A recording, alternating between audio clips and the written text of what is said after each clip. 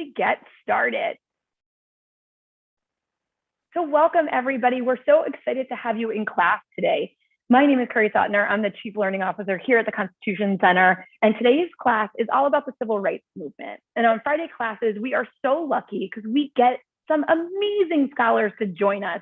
And today we have another amazing scholar for you, Professor Farmer out of the University of Austin, Texas. She's going to dive into conversations and our favorite conversations to talk about we the people. And also on that note, we're kicking off Women's History Month. So what a great topic to look at the civil rights movement and look at it in the lens of women and how women made change in our country with the civil rights movement and the Black Power movement. So excited to do all this today. Welcome, Professor Farmer. And Jeff Rosen, our president and CEO, is going to kick us off, get us started, and move along this fantastic half hour of storytelling. So without further ado, please, everybody, remember to put your questions in the chat or Q&A, and I will turn it over to Jeff Rosen.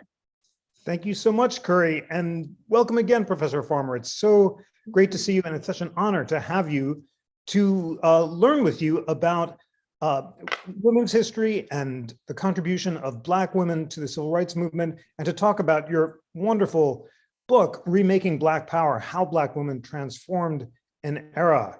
I'd love to ask you about the particular heroic women that you write about in the book, including Gail Dickinson and Audley Moore and all of the wonderful people you highlight, but maybe let's just start off by giving our students an introduction to how Black women were central to the civil rights movement.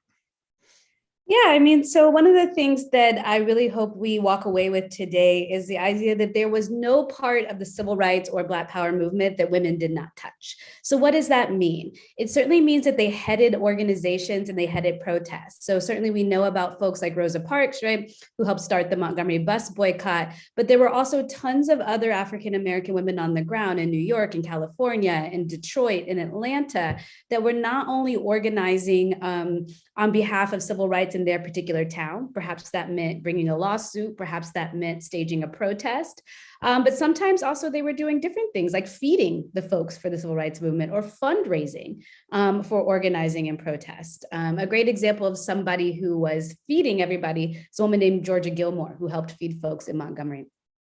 But in addition to that, in the book, I also talk about folks that were organizing on behalf of the arts. You mentioned Gail Dixon. A key part of any kind of organizing community is to think about ways to keep people in community and moving forward and get your message across. So somebody like Gail Dixon, who maybe we'll talk about a little bit more today, was a member of the Black Panther Party, but she created artwork. And that artwork told people what the Black Panthers believed, what things they were protesting, right? And how to get on board. So I just give you that as just a couple of examples of how people were organizing, but it really was certainly very diffuse. They were in all kinds of different groups, from ones that we might consider more radical to ones that we might consider more mainstream. They were on the financial side, they were on the organizing side, really, no part of it untouched, and really would not have been possible without them. Wonderful, thank you for that phenomenal introduction. And it'll be so meaningful to walk through the eras that you identify, and you have 5 chapters with 5 different eras. And the first one, in chapter 1, you call the Militant Negro Domestic, 1945 to 1965. Tell us why you chose to start there, and then maybe tell us about Audley Moore, who you discuss in that chapter. Yeah, so my book, Remaking Black Power, goes through and talks about all the different ways Black women contributed to the Black Power movement. And one of the things that I really want to emphasize is that movements don't just pop up out of nowhere, right? But it's kind of a slow train. I kind of like to think of it as an iceberg, where there's a lot of stuff coming underneath. And then sometimes what we see is the tip of the iceberg at the top. And so by starting talking about in the 1940s and 50s, what I'm telling you about there are the women that were kind of below the waterfront, pushing up this idea of Black empowerment, of Black culture, of Black self-respect. And in particular, they're talking about it in terms of being a domestic worker. Why is this? Because up until 1965, the #1 job for Black women in America was being a domestic worker. It wasn't until the Civil Rights Act or the Voting Rights Act that we really got to move out of some of the professions that have been segregated. So what better way to try to organize Black women in the late 1940s and early 1950s than through these ideas of being a domestic worker and what that meant for the world? So one of the women that was a domestic worker and that went on to be a key person in the Black Power movement is a woman named Audley Moore. Sometimes we see her referred to as Queen Mother Moore. Queen Mother means that she's got kind of the status of revere in the movement for being there for so long. So Queen Mother Moore is really interesting. She was born in 1898 and died in 1997. That means that her life spanned almost the entirety of the 20th century. And she spent that entire time engaging in rights for Black women and Black people more broadly. So she worked as a domestic worker and eventually got into the civil rights and Black Power movement, organizing on behalf of people who were wrongly accused and jailed, organizing on behalf of reparations, meaning the idea that we should repay Black people for their damage and loss that we suffered under slavery and in Jim Crow. And then eventually, as she got older, she became a mentor for many young organizers in the movement. We're talking everybody. She was good friends with Rosa Parks. She was good friends with those in the Black Panther Party. She was good friends with artists and activists. And she was also somebody that was internationally revered. There were heads of state that welcomed her to their countries, particularly in Africa. So I like talking about that period first. So we see that, you know, all of a sudden it wasn't this kind of lightning bolt and all of a sudden there was a civil rights movement, but that it was kind of a slow chug up into the point where we crystallized into a movement, and that Black women were a really big part of that. Fascinating. And I think your next book is about Audley Moore, and it'll be so wonderful to learn even more about her from you then. Your next chapter is called The Black Revolutionary Woman, 1966 to 1975, and you begin with May Mallory. Tell us about her. Yeah, so by the 1960s and the 1970s, we're in a full swing of a movement. So here, I'm talking about Black women who are really interested in reformulating themselves, not just as mothers and wives and sisters, but also people that really feel like they're revolutionary. They're taking on and making a change in the United States. And so May Mallory was one of those women. She got actually into activism because of her children. She grew up in Macon, Georgia. She went to New York, and her first lawsuit or activism was actually challenging segregated school systems in the North after Brown v. Board of Education. And then she went on to be a key organizer in the movement. She did everything kind of like Audley Moore, from people who were wrongfully accused to supporting organizers like the Freedom Riders, a group of civil rights activists that rode buses together. They were interracial activists. They rode buses together to test segregation measures, to even supporting kind of global Black liberation through moving to Tanzania. So we kind of think of women like May Mallory or women like Audley Moore as what we call long distance runners. By that, we mean people who were in the movement for decades, right? Not just at the pinnacle of the movement, and really, really shaped it both as kind of a rank and file or kind of somebody on the ground, but also became sought after people because of their expertise in organizing. Fascinating, and so important to note as you do that it was segregation was rampant in the North as well as the South, and had to be challenged in both places after Brown. Your next chapter is The African Woman, 1965 to 1975, which talks about people including the poet, actress, and organizer Amina Baraka. Yeah, so one of the things that's really important to think about, as I talked about earlier, is that, organizing in the civil rights movement wasn't just simply about getting rights or desegregation, but it was also about making Black people feel empowered and valued, right? A key part of segregation, a key part of Jim Crow was saying that, Black people were not attractive or beautiful, that Black people were not smart, that Black people weren't capable of doing lots of different things. So one of the ways in which organizers tried to combat this was by creating spaces, cultural spaces, that centered or kind of looked at Black people's experiences. And Amina Baraka was one of those women. She lived in New Jersey. She was married to a very famous poet named Amiri Baraka. And in New Jersey, they did wonderful things. They created cooperatives where they created different kind of music, different kind of clothes that centered Black culture. She was a poet that wrote about the Black experience.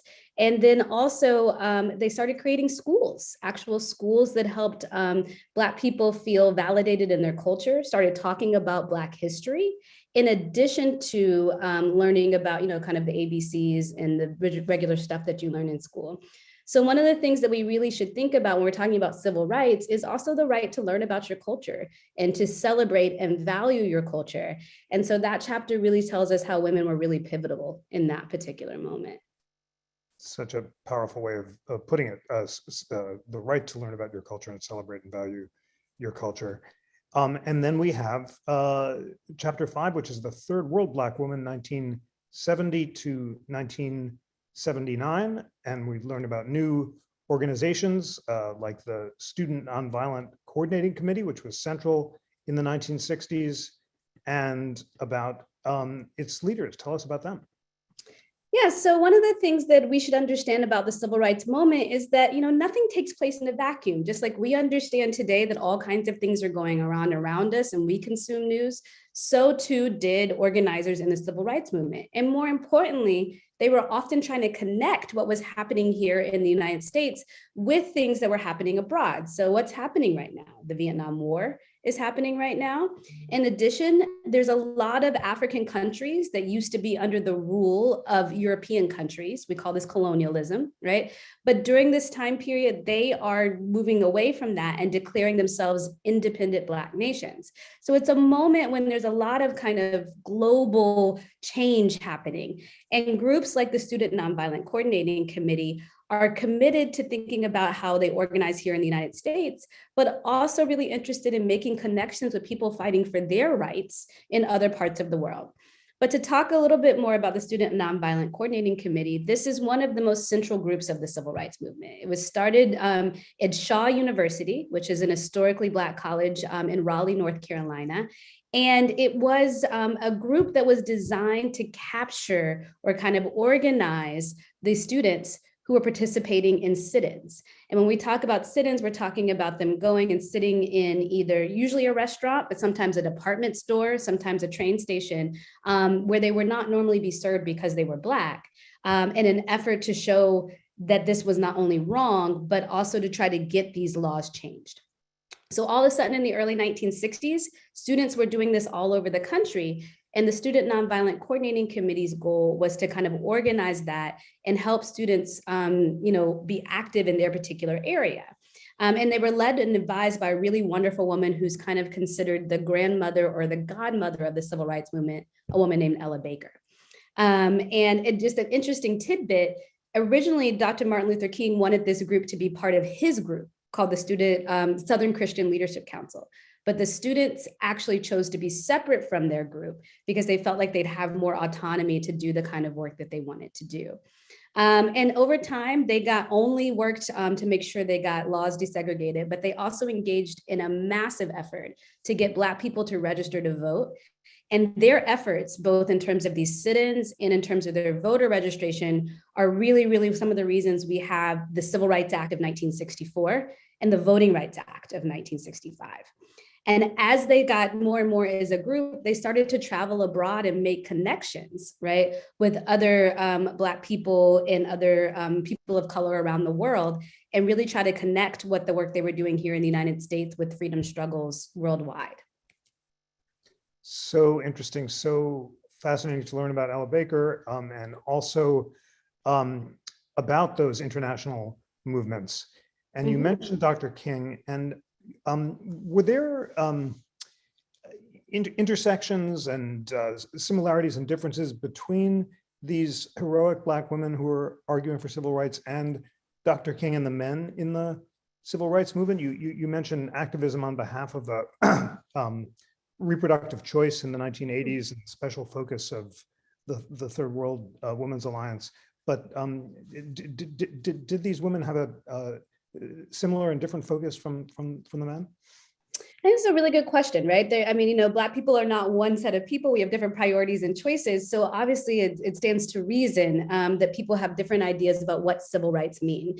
And one of the things that I really stress in my book is that for Black women, certainly Black civil rights and Black power meant, all the things we think, but it also maybe meant control of your own body, right? That's a form of self-determination, a way of deciding your life, right? It also meant, like you said, reproductive choice. It also meant the right to be equal with Black men in a lot of ways. And so this was a source of contention throughout the movement, both civil rights organizing and Black power organizing. One of kind of the biggest examples, or something that people might have a little bit more of a touchstone for, is that woman, Ella Baker, I was talking about. So she actually was the assistant secretary to King's organization called the Southern Christian Leadership Council, right? And they often butted heads, actually, because sometimes she felt like this approach was too top down and too focused on very narrow issues. And she was among the people that encouraged the students not to go with King, not because she didn't find him to be valuable, but because she wanted them to be able to address a kind of wider range of issues, including issues related to Black women and reproductive rights. And then some women felt that they couldn't organize only in a civil rights group because these groups were not really taking care or being attentive to the ways in which Black women needed to have their civil rights. So sometimes they formed separate civil rights organizations as well. So we often see this kind of dynamic in the civil rights movement where there's what we call a great man, like a king, right? And everything trickles down from them. And one of the things that I want to encourage us to think about when we think about this history is, even if it's taught that way, we have a lot of examples of Black women doing this kind of work, but maybe not getting the credit for it in the same way. And I encourage us to kind of seek out what women were there in addition to the men, and if they, in fact, had the same ideas that the men did about what direction the movement should be going. So interesting. You have another really, among your really important works are New Perspectives on the Black Intellectual Tradition. And there you discuss women and men, from Frederick Douglass and Nella Larson to figures like Amina Baraka, who we've talked about, and Bernardo Ruiz Suarez. And I'm just reading from the description of the book. You emphasize themes including Black internationalism, religion and spirituality, racial politics, and the struggle for social justice and Black radicalism. Maybe give us a sense of how some of those themes and some of those figures connect to your examination of the role of Black women in the civil rights movement. Yeah, so one of the things that I consider myself, in addition to a historian of Black women's history, is I consider myself a historian of Black intellectual history. So what does that mean? That means that I'm not just interested in thinking about what Black women did, but I'm also interested in thinking about how Black women's ideas, what did they write down about the world? How did they see the world? What were their thoughts? What were their theories about the world? And I think this is really important work, because more often than not, if we think about kind of great thinkers in American history, they're rarely women, and they're certainly hardly ever Black women. It's usually, something like our founding fathers or, presidents or leaders in that way. But obviously there were way more people that were, putting really interesting and valuable thoughts and ideas into the world. So when we talk about New Perspectives on Black Intellectual Tradition, what we're talking about is, what are the ways in which Black people have collectively thought about the world, put out their thoughts about the world? And that can be everything from about civil rights and organizing, but also about things like Black art and Black culture, et cetera. So when I write in my book about Black women, I certainly talk about the protests that they went to, but I also look at like their speeches, right? Or their interviews with other people. And there they tell me, this is what's going on in the world. This is what I think about it. This is the path I think people should use to go forward and get to a more kind of just democracy. And I think that some of this stuff is really interesting for thinking about how we get kind of a diversity of ideas about the state of the nation and where we should go forward. So, one of the things that I really hope we take away with Black History Month and Women's History Month is that we should think about certainly all the great things people did, but also we want to think about people beyond who we traditionally think as kind of great thinkers or ideologues or, depositors of opinions. We want to think about that far more broadly. So true, so important, and so meaningful to focus on the speeches and texts and words of these great intellectuals. We're really big in this class on primary texts and love to read from them. So in the Intellectual Traditions book, you talk about how in the era of slavery, courageous Black men and women like David Walker, Maria Stewart, Frederick Douglass, Harriet Jacobs, Sojourner Truth used their writings and speeches to call for the end of the peculiar institution. Are there any particular speeches or texts that you want to call out right now and recommend that our students read? Oh man, so many, so great. Sometimes it's hard to access some of this stuff too, but one, I would say maybe a couple of things. If you can find Ella Baker's speech, it's a speech called Bigger Than a Hamburger. And it's usually reproduced in books now. Originally, it ran in newspapers. But, it's her assessment of the fact that, when people are sitting down at a lunch table trying to, desegregate it and getting, food poured on them and getting arrested, that this isn't really just about the ability to eat a hamburger and a Coke at a lunch counter, right? This is a pathway through which Black people assert their humanity. This is a pathway which Black people assert that they have just as much right to be somewhere as everywhere else. And so it's her trying to combat this idea that people shouldn't be doing sit-ins as the way of talking about or kind of getting into desegregation struggles.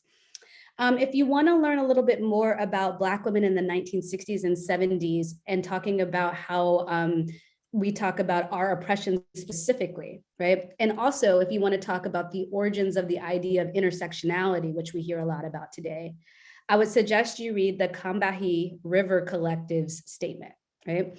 And this, although they didn't come up with the term intersectionality, this is the primary text where they talk about how Black women experience racism, sexism, classism, homophobia all together. And therefore, we need to try to organize at the intersections or centers of those. And even though people may have kind of intellectually understood that or kind of felt that in their lives, these were the first people to really kind of bear it out step by step in a statement that people could then pick up and use. So those are just two examples off the top of my head. I think also there's tons of great reproductions of the Black Panther Party newspaper online. And I really encourage people to look at it, but also try to look for the articles authored by women. There's plenty of, folks of Huey Newton and Bobby Seale who created it, but there's wonderful texts where they talk about what it means to be a woman in that party and what it means to do that kind of work as a woman. So these are all great places you can think about how Black women were seeing the world and what their thoughts about the world were. So inspiring. I just found the Bigger Than a Hamburger speech. We'll put it in the text. And I have to, I'll share at the beginning to share these inspiring words and then, ask you to help us understand that this is May 1960, and Ella Baker says, the Student Leadership Conference made it crystal clear that the current sit-ins and other demonstrations are concerned with something much bigger than a hamburger or even than a giant-sized Coke. We want the world to know we no longer accept the inferior position of second-class citizenship. We're willing to go to jail, be ridiculed, spat upon, even suffer physical violence to obtain first-class citizenship. Strong words for 1960. Tell us what's going on there. So yeah, this is a moment when really the heart and soul of whether we are going to be a country that continues into segregation and Jim Crow for years, or are we going to be a country that lives up to our ideals? And really the lunch counter where people go and sit and have their breakfast, their lunch, their dinner is really the battlefield of this for Ella Baker. And why does that make sense? She's trying to say, it may seem small, but this is like the most basic thing people do every day, right? They want to go and have a sandwich. They want to go and have a Coke. And the inability to do that is just a daily affront to the existence of Black people. So although it may seem like it's not maybe the right venue to fight for these things, I think Ella Baker is saying, what better venue? Because we must desegregate every single part of life, right? And Black people get to be citizens in every way, no matter where they are, right? Not just at the voting booth, not just at work, but even most importantly, in the things they want to do in their everyday life and their leisure activities. But, Ella Baker was somebody that was college educated and that, chose to spend her life as a life of activism versus having kind of a more secure job. And she was a key thinker. She said that. And then my other favorite quote from Ella Baker is, strong people don't need strong leaders. Right. And what she meant by that was that her goal in life was to train people to be strong instead of create some kind of great leader that was going to lead people. And so her efforts to kind of push these students to organize and to do sit-ins at the lunch counter was an effort to make them strong people. So they wouldn't need the leadership of somebody else to fight for their first class rights, right? In the same way. That is an extraordinarily insightful and powerful observation. Strong leaders don't need strong people, which has been vindicated throughout history. Lots of great questions from our students, and I know Curry has plenty, but before I turn the Zoom back to Curry, I want to ask you about Judge Ketanji Brown Jackson. And last week we had Ted Shaw, the former head of NAACP LDF, on who talked about how meaningful he thought the nomination was, and wonder about your reflections on the nomination of Judge Jackson. I am excited by the possibility that we got here. It's certainly taken too long, but it is an incredibly symbolic gesture, and would be very meaningful if she were to get confirmed, because how are you going to have, as centuries of a Supreme Court that doesn't look anything like the large amount of the constituency, and certainly has never really even considered a Black woman as part of this. I think that let me say what I'm hopeful for. I'm hopeful that it will be a start of a more diverse court. I'm hopeful that it will give us an opportunity to think about having someone in the room that can understand what it's like to be a Black woman, and sit perhaps at these intersections that we're talking about, right? Of being Black, of being woman, and see how the laws of the land affect those folks specifically in ways that typically don't affect men, or particularly white men. I have to say, though, that I'm very cautiously optimistic, because I do think a great functioning democracy can't also only depend solely on a couple of folks on the Supreme Court, right? But one of the things that we learned from the civil rights movement is that we have to fight for democracy. We have to fight for a constitution we believe in. We have to fight for the rights that we believe in, and by fight I mean we have to be vigilant in protecting them, and we have to constantly be aware and educated about what it means to be a citizen, what it means to be a part of that court, and push things in the way that we want to see them. So I think she's exciting, but I also think it's an incredible burden and a lot of symbolism to take on. So I wish her well in that kind of, in navigating what must be a source of pride for many, but also, a very big symbolic weight, right? So powerfully put, and your insight about how social change in the end cannot rely on courts, but has to come from activism on the ground up, is such a central one. You make it so powerfully in your book, and it was one that Justice Ruth Bader Ginsburg used to make frequently. She said, don't rely on courts. The women's movement was the result of men and women, Black and white, agitating, fighting, organizing. Courts follow rather than lead social change. Mm-hmm. And your work has so powerfully given us tangible examples of that. So that's just a great place to sum up this wonderful discussion. Thank you so much for it. And I'm now going to turn it back over to Curry for some questions from our friends. We've been taking crazy notes over here the entire time. So thank you so much. This has been so exciting. What a powerful way to kick off the month. And continue our education throughout the entire year, because these are stories that should be happening every month in a classroom and not just in March. I also really appreciate your speed. So you really covered a lot of ground there, and it was fantastic. We love that. We love that energy. And I think you're right. Our students are saying it in the chat, the burden of being first, and that weight and that pressure, and looking at our whole democracy, ensuring that we have representation across the entire democracy. So powerful. The questions, Susan asked a really direct question, and it's really connected to what you said about Ella Baker. These women, a lot of sacrifice, mentally being attacked, physically being attacked, but also saying, no, I'm going to devote my life to this. So in the simplest way, how did somebody like Ella Baker support herself? And what were the means that they were able to do this amazing work for our entire country and lift us all up, but to be able to do that too? No, I think it's a really great question, right? I mean, we have to also get to the nuts and bolts of organizing. We can't just glorify it and say it was wonderful, but it is not an easy life. So somebody like an Ella Baker kind of bopped around to different organizations in which she might have been on the payroll. So in her earlier part of the career, she was a field secretary for the NAACP. So, she made a modest living, certainly not a great one, but a modest one. She's able to, eat and feed herself with that. When she was the executive secretary for King's organization, right, there would have been a line item for kind of a modest salary on that part. But any kind of organizing, because, organizing takes work, but organizing also takes funds, right? You got to bail people out of jail. You've got to get the meeting hall. You've got to, back in the day, they actually had to, print the flyers, right? And post them up.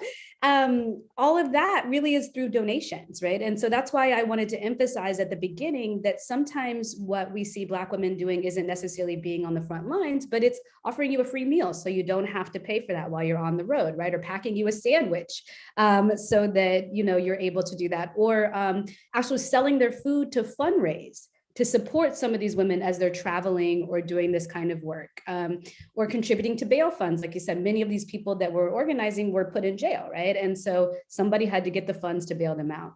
So it really was a combination of kind of goodness of your heart donations, but also, maybe a meager salary brought out by a civil rights organization in that sense.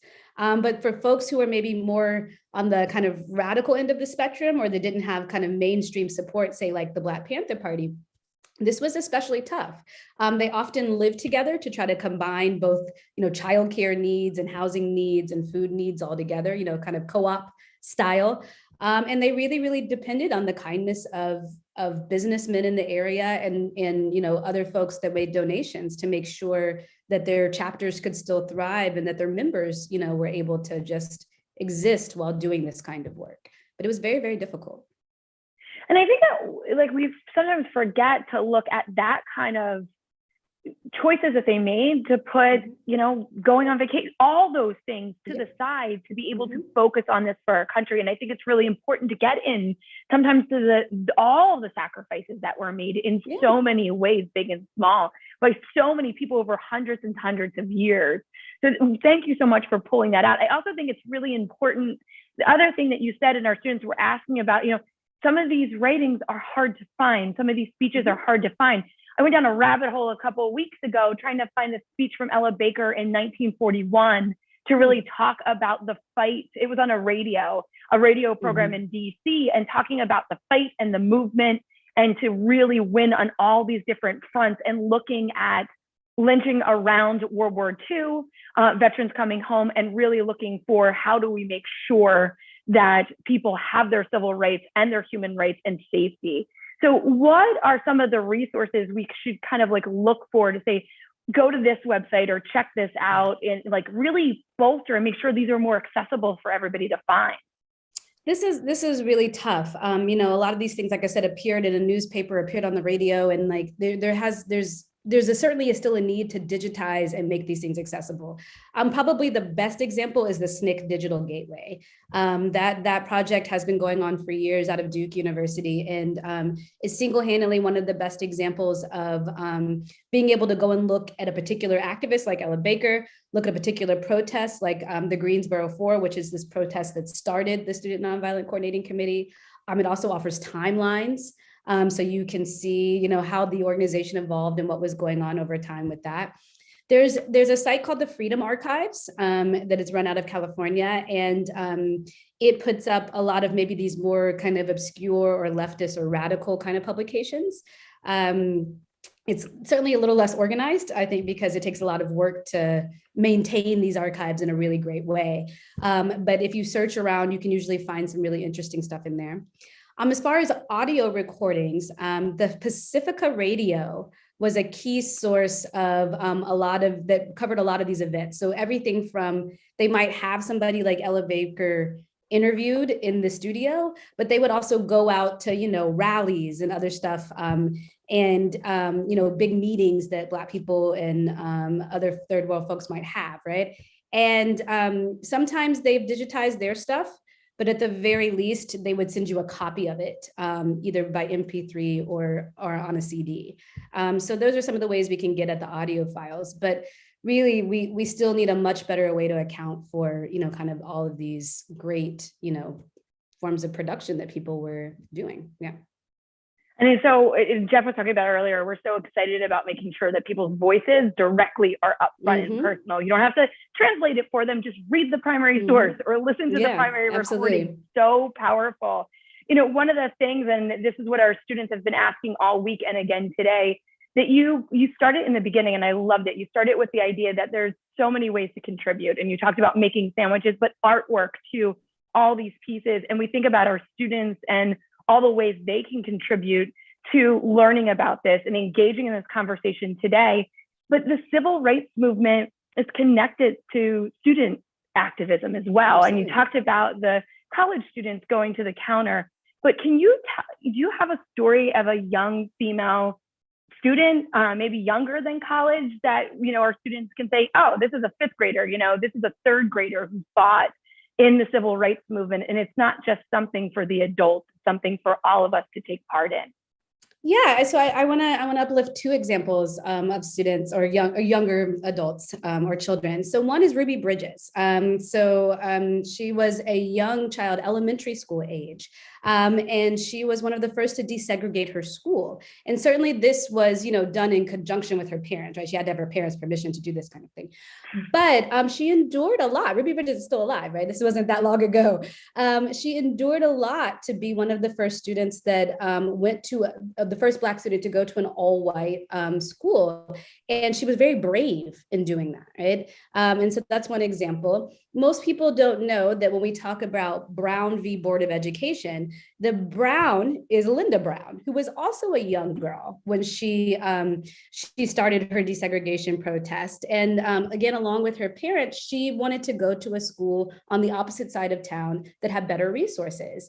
And she committed, with her students with her parents to endure whatever kind of harassment or kind of unfair treatment came her way because of that. I see people talking about the Little Rock Nine. That's where I was going next.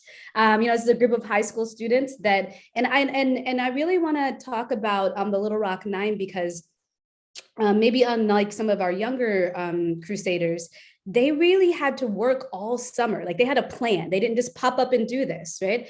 But they worked all summer to make sure that they understood exactly the layout of the school, that they understood exactly what was coming their way. They practiced staying calm when people were mean to them, when they threw stuff at them, right? They had a woman who was the head of the NAACP there named Daisy Bates, and she was kind of the adult that helped walk them through this because she knew that it was going to be hard for them and she didn't want them to kind of just be thrown into the deep end. So that was an incredible group that was very courageous. The final thing I want to point out was that there was something called the Children's Crusade during the Civil Rights Movement, right? And so you should think of the Civil Rights Movement as a bunch of different pockets of organizing. And each one is, focused at least somewhat on desegregation laws in a particular town. So a lot of the adults were getting put in jail, quite frankly, right, from organizing and engaging in these sit-ins and boycotts. So one of the things that they did is they organized a children's crusade. And these are young people, maybe about age 10 to 18, that would organize en masse. So that meant that they walked through the street with signs. That means that they engaged in sit-ins. That means that they engaged in voter registration efforts, right? They would walk door to door and help people organize and get ready to vote. They were treated very harshly. I think many of us can conjure up images of people getting sprayed with hoses or dogs biting these children, but you see what they were trying to do there. That image of a young child, right, who just wants to learn or just wants to eat a sandwich or just wants to walk down the street in peace. And then you see on the other side, people being really mean and awful, that really proves their point that these people were on the right side of history. So some people, have real questions about what age is the right age to get involved in this kind of organizing. And so some people said that the Children's Crusade was good. Some people thought we should protect children more and they shouldn't be in the crusade as much. But whether or not that was the case, it was an extraordinarily effective tactic. And those children really did make very real change. And they did it together. Right? The most effective times are when groups of children went together to do this kind of work. That is an unbelievable, powerful way to wrap us up. It is the way that Professor Shaw wrapped us up last week. That was basically like, Ruby Bridges was 6 years old. You can do it too. Like, feel the power in these students to do this work, to put themselves at risk, and then also make big change in the Constitution. So it leads me back to that fantastic statement that you shared. Strong people, not just strong leaders. It takes all of us, all we the people. Thank you so much for this amazing way to kick off class on this Friday, this month. Fantastic storytelling. And we're just so grateful for everything. Students, great questions. And Jeff, I'll turn it back to you to throw accolades as well. just to echo Curry's thanks, and thank you for inspiring us and giving us further reading that will inspire us more. Just a wonderful way to learn and grow and to kick off the weekend. So Professor Farmer. Thank you so much for having me and for your wonderful questions. Thank you. Really appreciate it. Have a great weekend, everyone. See you next week. Thank Bye. you, everyone. And don't worry, we will send you all the links and the quotes, even the ones I missed in there, I promise. Absolutely. Bye, everyone. Bye-bye. Bye, everyone. Thank you.